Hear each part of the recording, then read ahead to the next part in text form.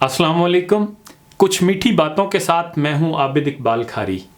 फ़ारसी अदब से माखूज़ एक वाक़या सुनिए।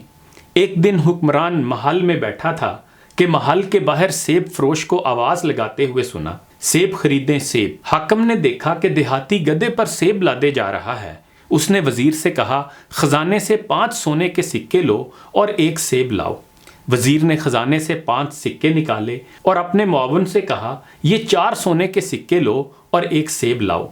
मुआवन वज़ीर ने महल के मुंतज़म को बुलाया और कहा, सोने के ये 3 सिक्के लो और एक सेब लाओ। मुंतज़म ने हिफाज़ती अफसर को बुलाया और कहा, ये 2 सोने के सिक्के लो और एक सेब लाओ।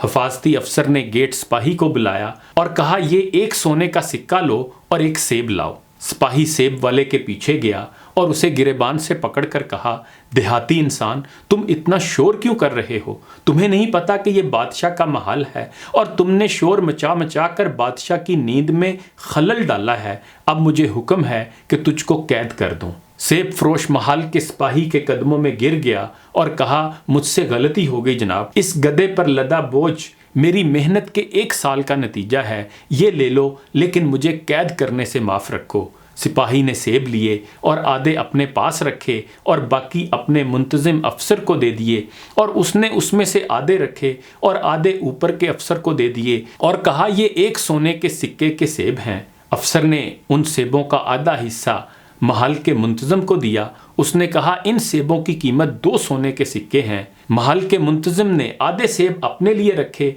और आधे असिस्टेंट वज़ीर को दिए और कहा, इन सेबों की कीमत 3 सोने के सिक्के हैं। असिस्टेंट वज़ीर ने आधे सेब उठाए और वज़ीर के पास गया और कहा, इन सेबों की कीमत 4 सोने के सिक्के हैं। वज़ीर ने आधे सेब अपने लिए रखे और इस तरह सिर्फ 5 सेब लेकर हुक्मरान के पास गया और कहा, ये 5 सेब हैं जिनकी मालियत 5 सोने के सिक्के हैं। हाकिम ने सोचा कि इसके दौरे हुकूमत में लोग वाकई अमीर और खुशहाल हैं। किसान ने 5 सेब 5 सोने के सिक्कों के इवज़ फ़रोख्त किए हैं।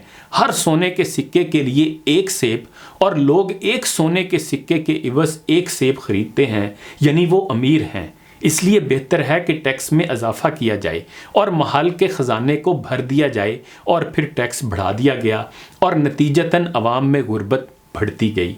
अदारों और मुल्कों में जब करप्शन का दौरा हो और सरबराह नाअहल हों तो तबाही इसी तरह आती है। सोचिएगा ज़रूर। इन्हीं गुज़ारिशात के साथ आबिद इकबाल खारी को इजाज़त दीजिए। अपना ख्याल रखिएगा।